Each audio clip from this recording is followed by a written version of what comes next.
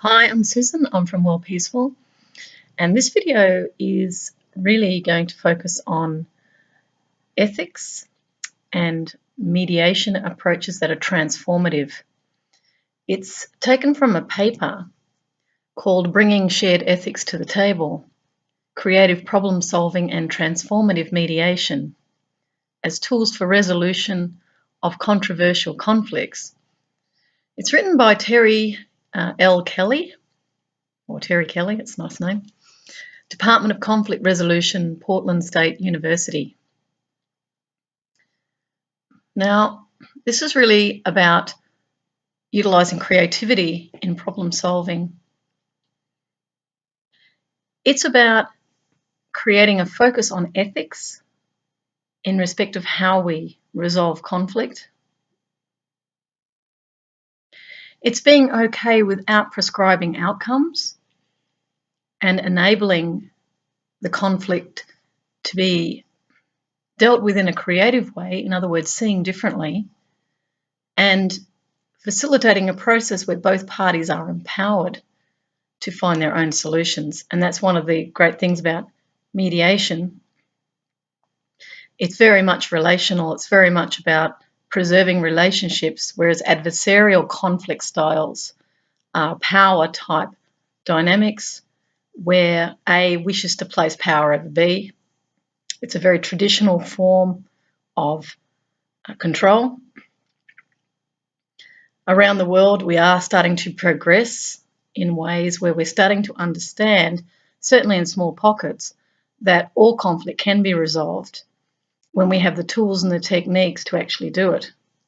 The traditional modes don't work, and what you'll find is that it's for those who are cost-oriented, and I tend to be, of the mindset that I get amazed that money is the primary driver, but this is the way the business world has framed itself, literally, has put money first. Now, unfortunately, what that does is it actually blinds people to other ways of resolving issues where it's not simply about ensuring some sort of control, which is considered some form of order, but it's opening one's mind to the great diversity in respect of people, and that you cannot force people to change. What you can do is you can sit down and you can work out as co-parties what the problem is, and then it's about listening and learning from the other party and the other party listening and learning from you and finding what you have in common, what you share, and working from that point of community, you see. In the West, we've tended to have more of a individualism, a really ambitious, competitive individualism which motivates people to win at all costs. And there are many, many litigious situations arising that end up bogging people down for years in unresolved conflict, where one seeks to win over the other rather than taking it out of that system, placing it in a space of dialogue and working out how to resolve it. This paper is an excellent one, and it is about incorporating ethics in terms of complex conflicts. In this particular case, it could be to do with, ethical issues that are sort of have been hard to resolve in the past because there's such intense feelings around those subjects. There's a lot to lose. And so people often can fall into patterns of deadlock. So I'll start reading it. It's a great paper, and hopefully you'll gain what you need to out of this. When opposing parties agree to come to the table to resolve conflicts surrounding controversial issues such as abortion issue, gun control, death penalty, harassment issues, any other sort of issue that is not typically dealt with in this type of format, the author says it's ludicrous to think that ethics can be kept out of the discussion. Though the old school of mediation dictates that mediators remain mostly diffident to such discussion, a new school is developing that welcomes ethical issues into the dialogue and seeks transformations of thinking between parties in place of or in addition to conflict resolution. This approach has been mostly applied to interpersonal disputes and has been shown to attain the transformative goals desired. Another approach to problem solving, termed simply creative problem solving, has worked well in corporate culture to discover shared values between disputing parties for the purpose of reconciliation. It is the purpose of the paper to demonstrate that key elements of these combined approaches can also resolve or reconcile parties to complex, controversial public issues. And the next paragraph is headed Creative Problem Solving. Discovering the root motivations and shared ethics of parties to such issues is a goal all conflict resolvers should aspire to. One method I found useful in the discovery process is creative problem solving, a term given to a process of conflict resolution developed by Roger L. Firestein, PhD, and advocated by the Center for Studies in Creativity at Buffalo State College in New York. It has an eye towards helping solve problems in corporate culture. Creative problem-solving adherents base the process on a few assumptions.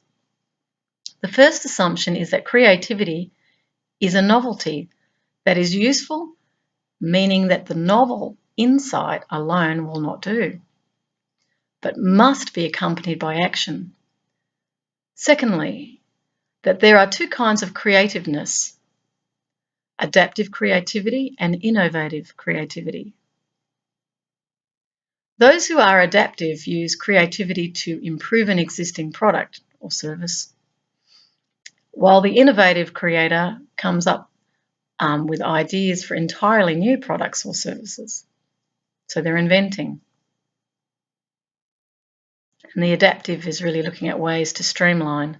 Like, for example, if you're looking at electricity, you might have cabling. You might find that 60% of energy might well move out of that cabling because it's not insulated enough. So it's to come up with a solution, a different type of technology that creates a retention of the electricity as it passes through that wire, or there might be other ways to move that energy. So moving on from that, lastly, it says that creative flow follows the same path as in nature: divergence and then convergence of that which works, and it's got in brackets natural selection. These together form a directive that creative problem solving is for new problems and new situations, not for routines or procedures that are already working. Creative problem solving is simply a set of tools to use in situations where other problem solving methods aren't working. To begin with, and most important to the entire structure of the process, it is important to phrase problems in ways that can be solved. The phrasing or framing of the problem to be solved is the crucial element in solving the problem. I know that as a market analyst, how you frame the problem actually will determine the outcome. So if we haven't really looked at the appropriate core problem that we wish to solve, if we're coming at it from a certain perspective and we can't see another way, then we will continue down tracks in the same sort of procedures or processes that we've done in the past. So framing the problem creatively is really looking at it in new ways, and that's also what I was saying in my previous video about Edward de Bono. He was teaching people to break out of box thinking and become more holistic. I'd probably advocate more for the holistic thinking, where you're really taking in a lot of knowledge and cues and prompts in order to look at a situation in a different way. It can change everything. It is crucial that one asks the right question, or you might end up solving the wrong problem. It is also important to allow a solution the time to take to work. The following factors allow for a careful structuring of the problem to be solved and its solution. 1. Beware the complicated solution that is indicative of solving the wrong problem. 2. Form problem statements into questions that start with how might I, or in what ways can we, and be consistently putting the problems to the test by asking what the particular solution is sought. I often say, what if? What if this? What if that? I often look at it as in, what's the benefit of this? What good is coming out of this? Can I stand in the other's shoes? Imagine how they feel. I also believe in patience too. I think you have to wait sometimes for these creative solutions to arise. And if you're not discounting and rigid in your thinking, you will just sort of sit with things. I can remember terming it when I was working out some problems years ago in a company I was in. I saw it as throwing the juggling balls up in the air and just letting them sit. And I just waited until the penny dropped. And it always did. I always found my way. The third point is a good way to challenge assumptions is to change your perspective on the problem, which I've just described. Is what you're thinking the problem the real problem? You know, what is it that you're fearing? What is it that you're protecting? What is it that you're believing? Is it true? Is it an opportunity in disguise? What has come to challenge you? That is a different way of seeing. This is a challenge. There's something I need to look at. It keeps coming back to me. It keeps coming back. Whenever a problem returns over and over, there is something there to be learned. And rather than resisting the problem and pushing it away, and that comes through the philosophy of what you resist persists, what you look at disappears. Rather than resisting it, you actually allow. And that means your resistance doesn't attract it. Now, I'm just going to introduce here, this is not in the script here, the law of attraction. What you focus on, you bring about. What you think about, you bring about, is another way of saying that. It's all electromagnetic.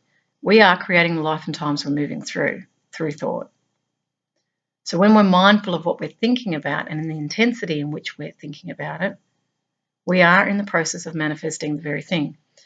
Now, it doesn't matter whether it's right or wrong or good or bad or wanted or unwanted. What you focus on, you attract. That is, from another perspective, a universal law. This is not taught widely, but it is, in my view, a fundamental truth. So that's a creative approach. Now, fourth, sometimes the real problem is in the answer to what you think is the problem. Here's where it's crucial to ask why of every problem statement.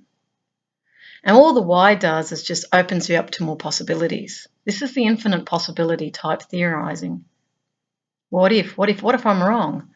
What if the other's right? What if this is the best for me, not the worst for me? What if I'm not going to face ridicule? What if this is actually the opening up of more knowledge? See, the what ifs completely open up the frame. This is how the artist goes beyond the frame edges of a painting.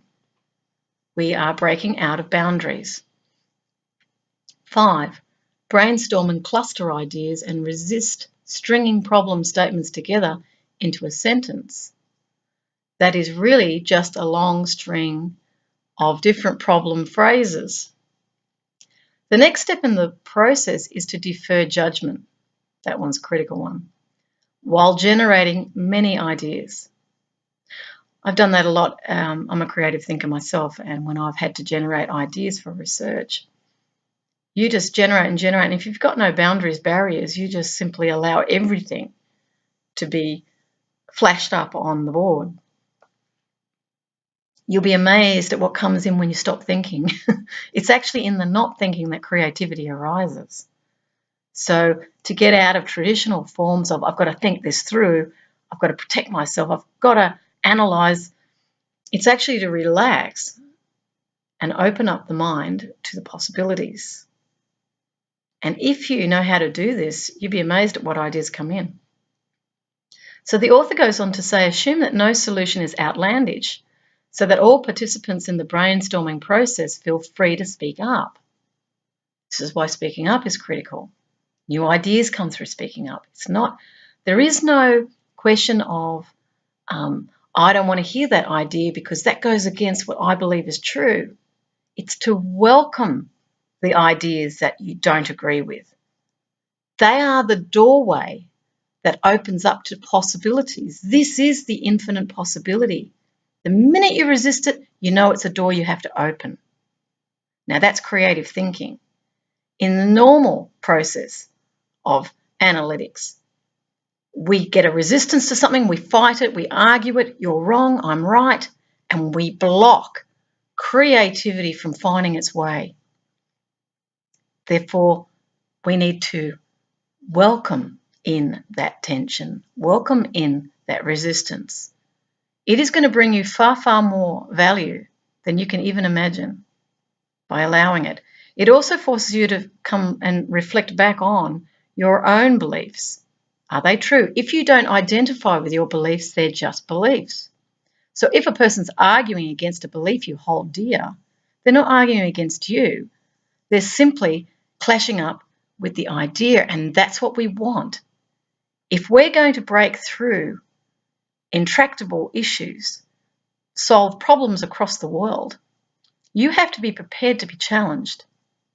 You have to be prepared to meet with the total opposite of what you believe. And I'll grant you they are your greatest teacher, for sure.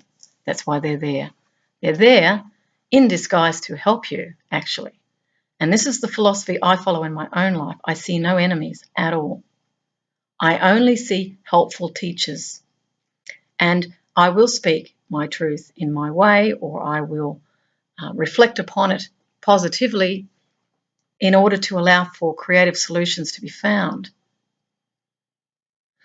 So the author here is talking about this idea of not judging, brainstorming, speaking up. Lastly, evaluate the ideas positively by using affirmative, deliberate handling of each novelty. This process should then allow for narrowing down to the most ideal and workable solution. And that solution should be a best match for the problem. I'm going to also add here that intuitively you get this aha feeling when you know you're onto something. The next section is called transformative mediation. Transformative approaches to conflict resolution include transformative mediation, the conceptions of transformative peacemaking and conflict transformation. The analytical problem-solving human needs approach to conflict transformation, research on the transformation of conflicts from unmanageable to manageable, and other techniques for successfully dealing with complex conflicts, particularly dialogue and constructive confrontation. Now, this terminology is really, really important.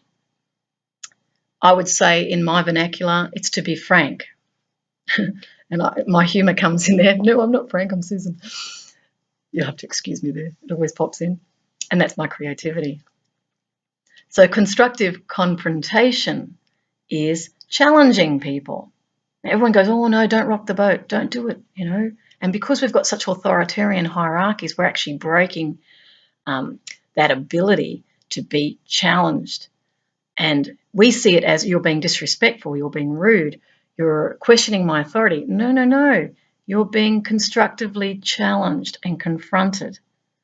Because when you are, it makes you think. You go, oh, that rubs, makes me think.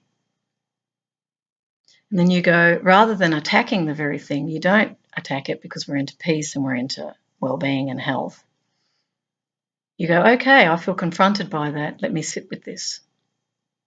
Now, if it's constructive, it means that it's non-violent. It's coming at you, but it's definitely putting a statement to you. So you might find someone who's in your meeting who's very strong-minded, who puts a point, and you feel confronted by that point. Welcome it. If you're feeling confronted, there's something in it for you. So the author goes on to say, the transformative approach to mediation does not seek resolution of the immediate problem, but rather seeks the empowerment and mutual recognition of the parties involved. Empowerment means enabling the parties to define their own issues and to seek solutions on their own. The mediator role is therefore dynamic and distant, as opposed to rulemaking and direct involvement. Folger and Bush, leaders in the transformative conflict resolution movement, define recognition to mean considering the perspective, views, and experiences of the other. Recognition, they say, means the evocation in individuals of acknowledgement and empathy for the situation and the problems of others. The acknowledgement and empathy is critical. Acknowledgement means I'm heard. I have been acknowledged. You have answered me. Now, we see in a lot of government institutions and organisations, corporates, where people get ignored. And this is normal. This is regular. So someone sends an email, no answer. You know, someone's very busy, don't have time. That's one matter.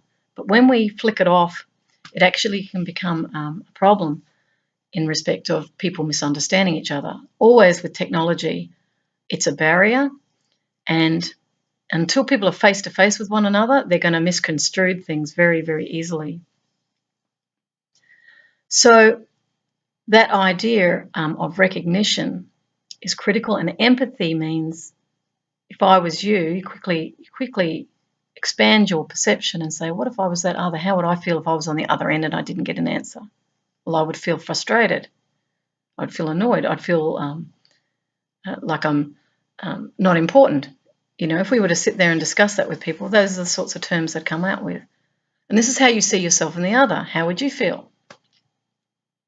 This is expanding from self-interest. It's very, very important if we're going to create really amazing pathways and where we're going to create community as a real experience, not just a lip service. So it goes on to say recognition means enabling the parties to see and understand the other person's point of view, to understand how they define the problem and why they seek the solution that they do. There's no way you can understand someone's perspective unless they talk to you. You can't know, and you can't presume they should know what you're thinking. They don't. This is why dialogue is very important. Encouraging people to communicate is extremely important if you want industrial harmony or societal harmony or global peace. So Lizak also mentioned that putting yourself in the other's shoes is something he asks as a rule of his meditation clients. It's funny how I say meditation. Mediation is a meditation, so it's no mistake, those two words come together. The key concepts and goals of the transformative model of conflict resolution are to recognise and give empowerment to the parties involved. See, when we take power from people, this is the powerlessness that creates ongoing conflict. All over the world, all the conflicts we're seeing playing out are all coming from a base of powerlessness. One party feels they don't have power. And the more that other controls and dominates, the more that sense of powerlessness arises, which creates a countervailing conflict. And if it's not resolved, it becomes entrenched. We can see this with, my feeling is to go to ISIL, but then again, I'd be looking at, as a problem solver, I'd be looking at what's funding that, what is the overall issues that are perhaps having an investment in conflict. What are those parties believing?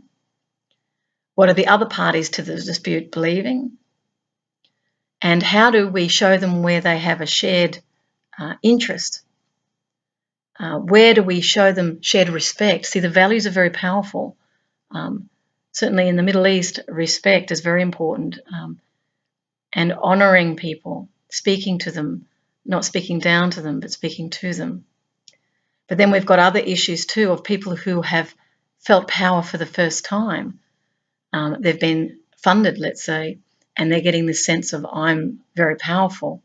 I've got weapons, I've got more power. And there's a confidence and a bravado that comes with that. And there's a delusionary mindset around that they are invincible. And everybody then pays homage to that perceived power, which inflates it even more, and it becomes even more unrealistic. And then they take even greater risks. So there are lots of pathways to go down in order to resolve problems, and we have to become very lateral if we're going to do it. So I've just talked about the empowerment of both parties. Folger and Bush introduced 10 hallmarks that distinguish transformative mediation from other forms of intervention. Here is a summary of these 10 hallmarks. 1. In the opening statement, the transformative mediator will explain the mediator's role and the objectives of mediation as being focused on empowerment and recognition. 2. The transformative mediator will leave responsibility for the outcomes with the parties. A transformative mediator will not be judgmental about the parties' views and decisions. 4. Transformative mediators take an optimistic view of the parties' competence and motives. So rather than an undermining perspective which projects a negative story onto that other, this is the adversarial approach, we actually don't. We have an optimistic viewpoint. I tend to have an empathetic viewpoint to the other. I try to stand in their shoes and imagine what they're feeling, what their fears are, in order to join with them so I can be a party to the solution rather than maintaining a problem. 5. Transformative mediators allow and are responsive to parties' expression of emotions. Emotions are very important. That's why I've had that video where I expressed how I was feeling. You know, we're always suppressing, and because I'm into peace, I recognize that suppression is part of the problem. If you hold emotions down, they're going to break out in some way, and it's often in aggressive ways, hurt ways, and emotions have to come out, but we don't want them to be destructive. If a person's crying in front of you, you don't tell them to be quiet. You just sit quietly and allow them to cry. If a person's angry, you don't shut them down. You sit with them, and you can hear that they're angry. You keep eye contact so that they know that you are listening. You don't have a negative look on your face. You have a receptive look so that they can see, as they're letting their anger out, they can see they're safe, firstly, and secondly, they can see they're not judged, because they may feel humiliated if they're really angry about something and they've lost it and they feel a loss of dignity. Now, this is what sensitivity creates in people, is an honouring of that. So the 6th point here is transformative mediators allow for and explore parties' uncertainty. Now, again, uncertainty is another premise that reflects powerlessness. If I'm uncertain, we all are trying to prevent uncertainty. We pay our rent, we pay our mortgage. We might try to create things around us to feel certain. We might even control others in order to get that sense of certainty, that we're not going to be cut off at the pass, that we're not going to have something unexpected stress us.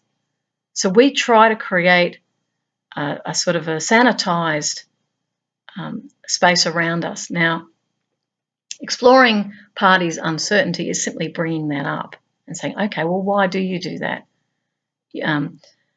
You get them to talk about what they're worried about. This is what brings up uncertainty. What are the worst case scenarios? This is why it's very important for self-reflection, for people to get to come to terms with their own fears that may be well unconscious because they've never actually explored it. Most people don't do personal development. The mediation work here is really a combination of these things that brings up the real issues, which is always driven by emotions and values.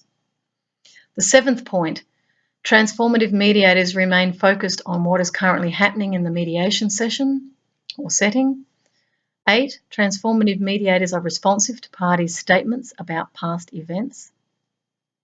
Right, that happened. Okay. And what did you learn from that past event? How did it make you feel? Do you believe that could happen again in the future? What worked in that past event that you feel confident could work in the future?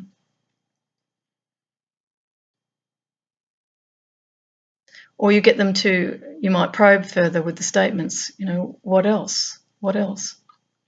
9, transformative mediators realise that conflict can be a long-term process and that mediation is one intervention in a long sequence of conflict interactions. Depends on the complexity of the conflict. If it's long-term, it means there's some very deeply held feelings involved that haven't been addressed. If they keep returning, it means they're not resolved. So it could be cultural, it could be personal, it could be a fear if they let go of that conflict that something else could happen. There could be a greater fear around it. So the mediation, in a sense, can at least create a starting point, if you like, of dialogue, inner reflection, respect, safety in this space, and then allowing that creative process to be working, in a sense, underneath people. So whilst they're talking, there's actually a lot of creativity going on because the mind is a problem solver by nature. So other interactions can come in to resolve that conflict as well. If something doesn't work, look for something else. 10, transformative mediators feel, and in brackets, and express a sense of success when empowerment and recognition occur, even in small degrees. What we don't want is people feeling disempowered and powerless, because you're going to have far more conflict, more disruption as a result of unaddressed issues at the heart of powerlessness. So we want them to feel empowered. We want them to feel they have a voice. We want them to feel that they actually have input into a process. We want to feel that they're recognised and understood and valued. This is the psychology that ensures safety and well-being. It is the psychology that creates a safe space for creative ideas to emerge. It's incredibly important. The author goes on to talk about a number of conflict theorists and practitioners advocate for the pursuit of conflict transformation as opposed to conflict resolution or conflict management. I sort of advocate, I think conflict resolution is a first step in learning how to share power, in learning how to communicate with I statements, to learn how to engage in peaceful narratives rather than accusatory, undermining, demonizing, blame shifting. The conflict management is a form of control. You're trying to control it. You'll find that in risk assessment type strategies as a conflict management, where you have various ratings of risk. Typically, it's come from physical infrastructure in that respect. You might also have in prevailing conflicts around the world where using security forces to try and manage that conflict. Perhaps they're trying to contain, a containment type strategy. This also filters into corporate work as well. So containment somehow of that problem. Engaging in dialogue is a form of starting a process of containment. It could also be done through like the UN if it's a physical conflict with arms. They might come in and just cool things down to enable a space for more rational, more enlightened thinking to take place. So the one that's my preferred option, of course, is conflict transformation. We literally change ourselves. I call it the philosopher's stone in my poetry. Conflict transformation. We're not only dealing and solving that conflict, but we're expanding upon it in the sense of something better is going to come from it. I personally am going to change because I have to become more self-reflective.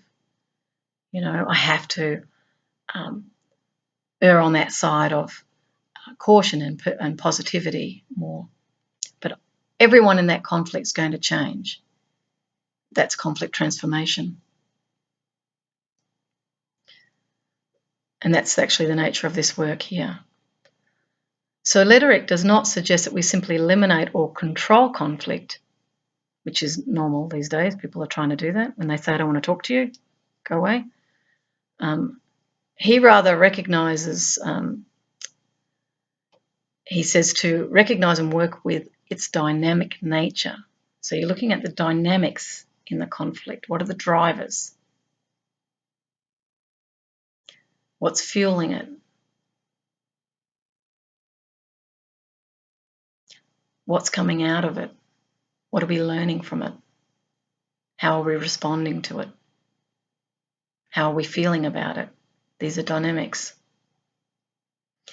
By this he means that social conflict is naturally created by humans who are involved in relationships. Everyone is relating on some level.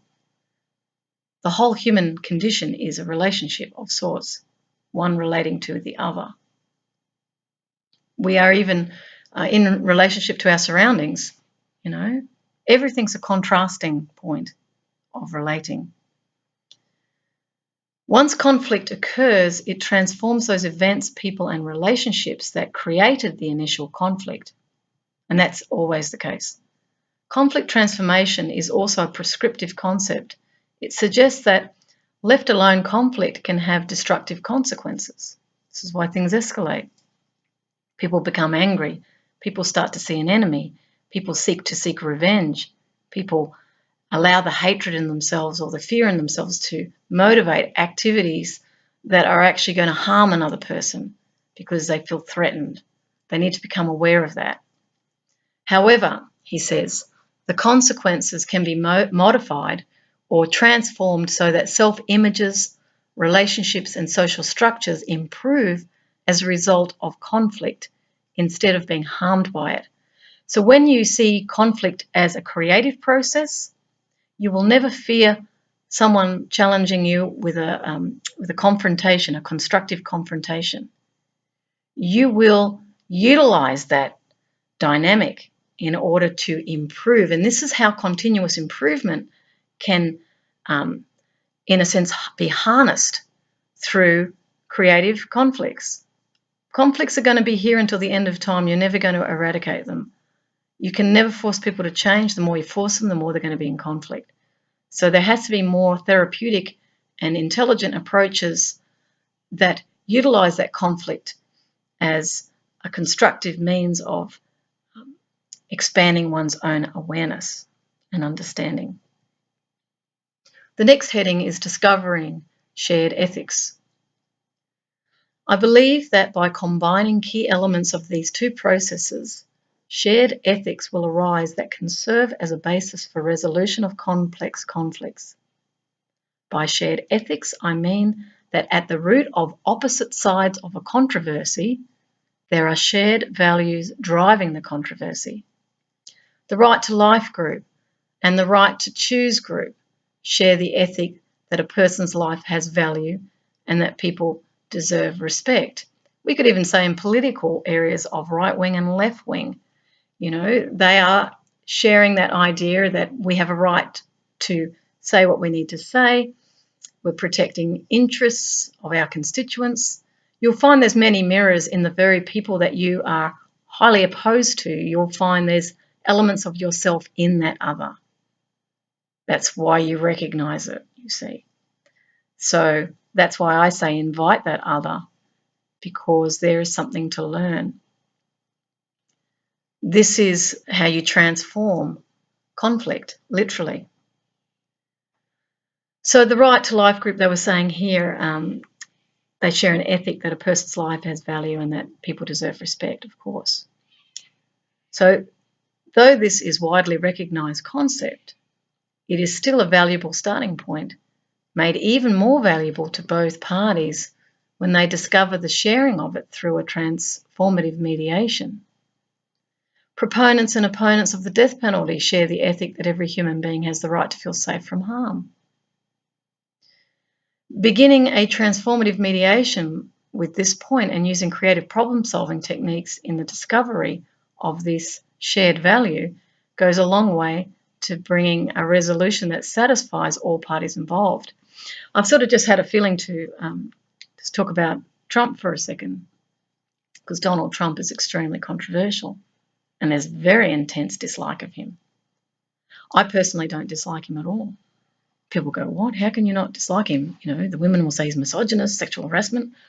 The men will say, look at this guy, you know, he's got no idea how to diplomatically deal with his opponents. You know, he just shoots his mouth off on Twitter, they'll say.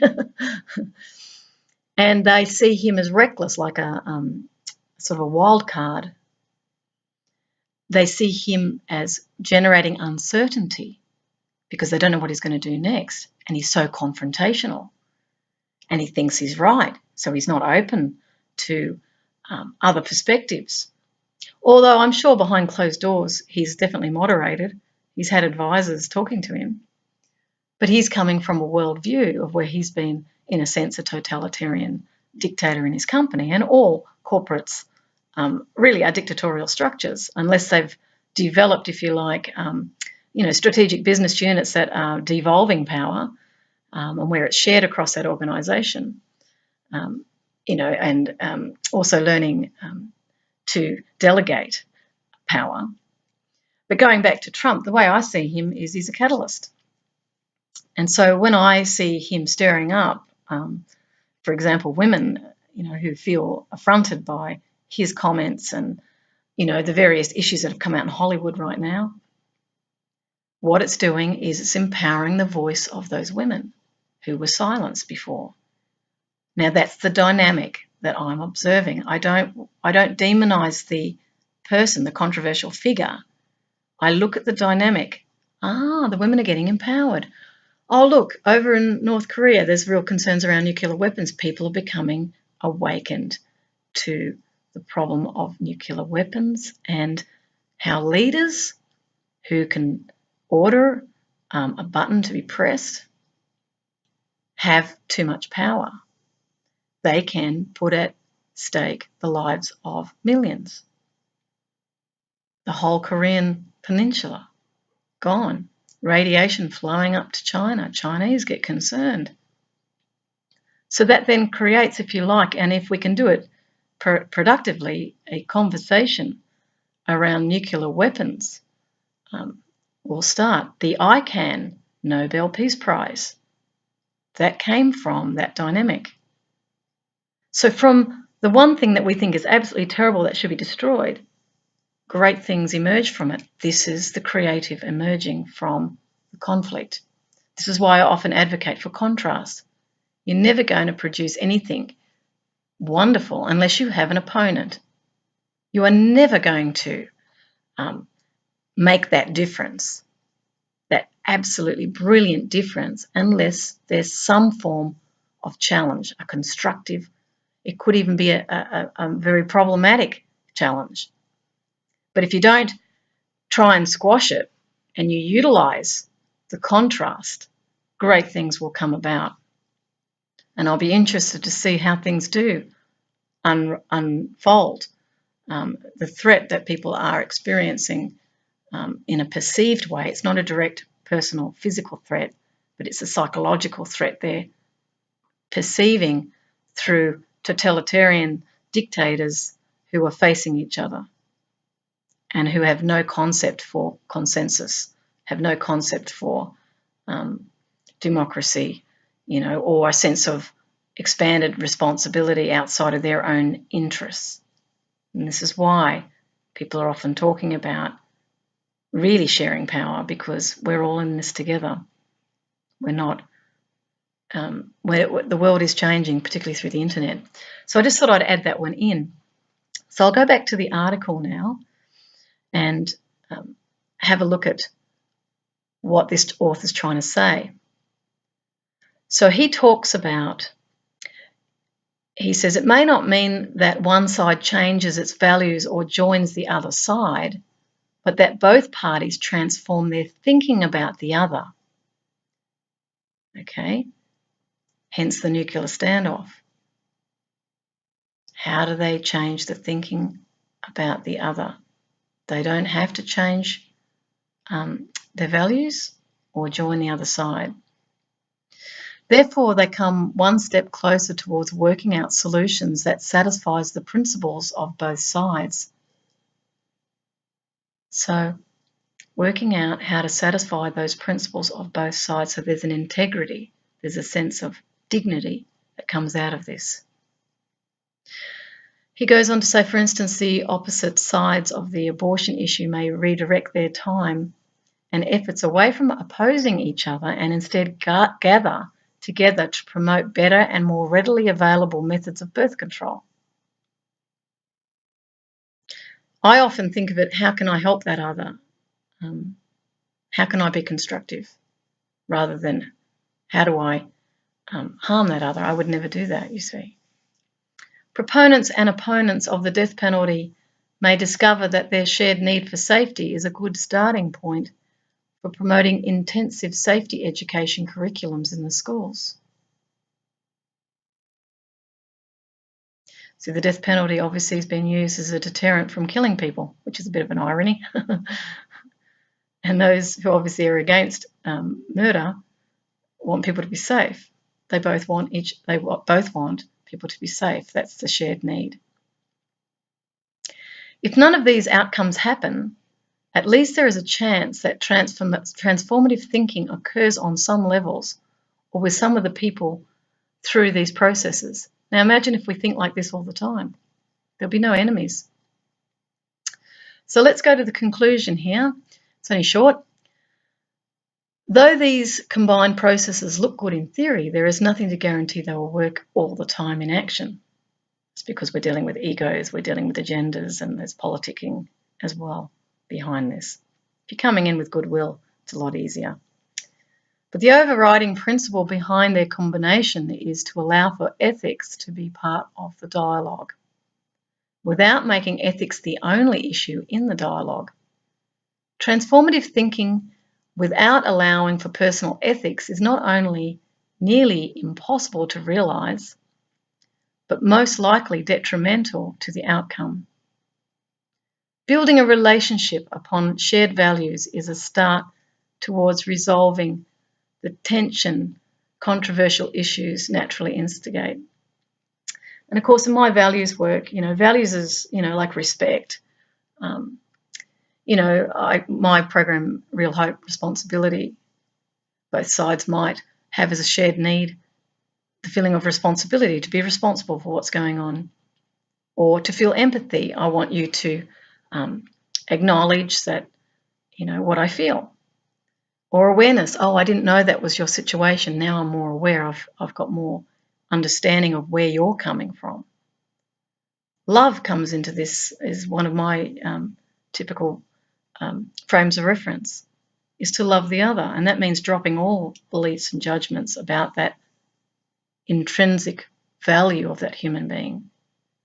Unconditional love is not a romantic notion. I often tell people in these videos it's coming from a very high perspective of really connecting with people. And this is not attachment, this is connection. Connecting and valuing them as you would a family member. Everyone deserves to be treated like that. Honesty is another important shared need. Tell the truth. I want the truth to be told in this situation. Both of us can make clearer decisions when we know the true facts of the matter. If we distort those facts, then distrust arises. That will entrench a conflict even more deeply if it's dishonest. That idea of oneness that I talk about in Real Hope, the oneness is we are one. At the end of the day, wouldn't we want this pie to grow so everybody benefits? And that's what happens in respect of the learnings that come out of conflict. If you are open to learning, you will expand your understanding of the world. If you're rigid and you are right, everybody's wrong, you're never going to expand. So that sense of oneness isn't going to happen for you. It's going to be always, it's us against them. And that's been a doctrine I've heard in many political arenas. It's always us against them. It's a very limited worldview. Then we've got peace. We all want peace at the end. That's the shared, we want to feel peace. We want to be in a safe space where we can communicate without being attacked. We don't want to be demonized and bullied. We want to sit down and share our thoughts and ideas with respect. That's peace. And we want to feel peace at the end. It's resolved now. I can relax. It's over. Enjoyment. Once that negativity is all de-escalated and it's dissolved through shared understanding, then you can be joyful and happy and go and celebrate. Life is about celebration. Last one there is service. And I see service as sharing of one's own knowledge, sharing of one's time. Being in service to another person is to really be present for that person, to really hear them. So that's something to think about, something to feel about, something to reflect upon. If you're engaged in a complex conflict, this could be one of the tools that you could use. And I'll just repeat, the person who wrote this was Terry Kelly, and I did refer to her as a he at some point because I saw a quote in there from I believed it was a male academic. So I just felt to say that because she's written this article and it's really well done. You'll find that a lot of women are engaged in this mediation process because naturally we're drawn to healing relationships. We understand that the absolute fabric of society has to be intact if we're to have a society that continues. When the fabric unfurls or the threads come apart, this is the fragmenting of society where a lot of mental health issues arise. You cannot have productive global communities if the societies are all breaking down. So therefore, we need to come into a shared understanding of how to dialogue and how to mediate and how to share power in order to create the real peace on the planet.